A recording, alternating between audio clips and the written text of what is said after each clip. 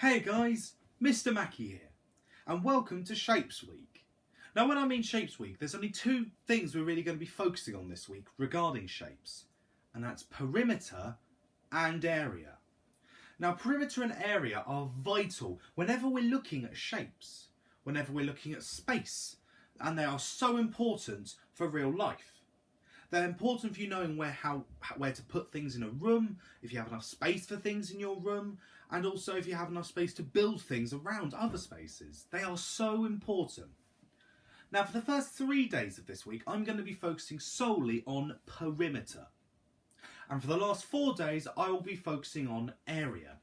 The reason why is I want to make sure you understand that there is a very strong difference between perimeter and area, even though they may sometimes show some similarities. But enough about the lecture.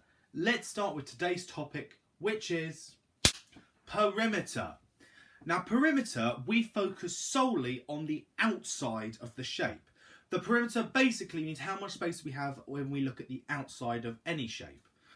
Now, here is a rectangle. We have a base of 8 and a height of 5. And because it's a rectangle, these two sides will both be the same, and these two sides will both be the same. So what is the perimeter of this rectangle? Well, all you've got to do is, because we're focusing on the outside of those shapes, we add together our two 8s, and we add together our two 5s.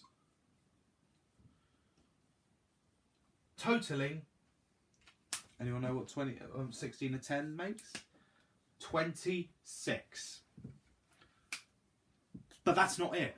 Remember, we're focusing on shapes, and if there's a unit in the question, there's a unit in the answer.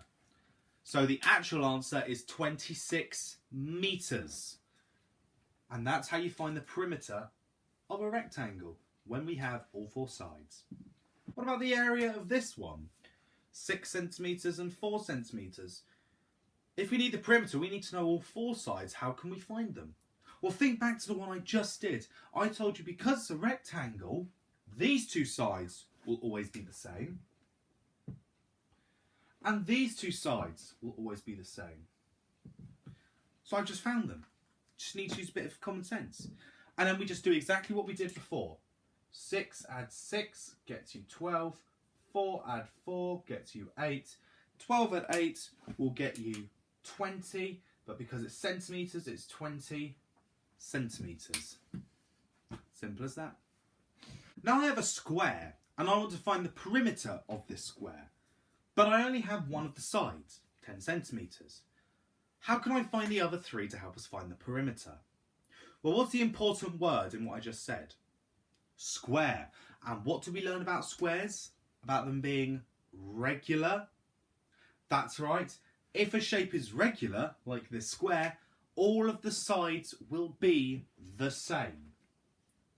So that'd be 10, that would be 10, that would be 10, and the one we've already got will also be 10. So now we add them all together. They're all the same, so 10 add 10 is 20, add 10 is 30, add 10 again.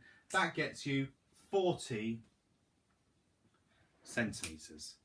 Let's move on from 4-sided shapes and look at other shapes. Scalene triangle here. We know it's scalene because none of the sides are the same. Could be a right angle triangle, but right angle triangles are in essence scalene triangles as well. But never mind about that. I want to find the perimeter of this triangle. We got the 3 sides. Do we need to do anything different to what we've done before? No, we just add them together. 8 add 6 gets you 14. 14 add 10 gets you 24 meters. That's it. What about this triangle? How can I find the perimeter of this when I only have one side? What do these little lines tell us? That's right. We have an equilateral triangle. Very similar to a regular polygon. All of the sides will be the same. So, what's the perimeter?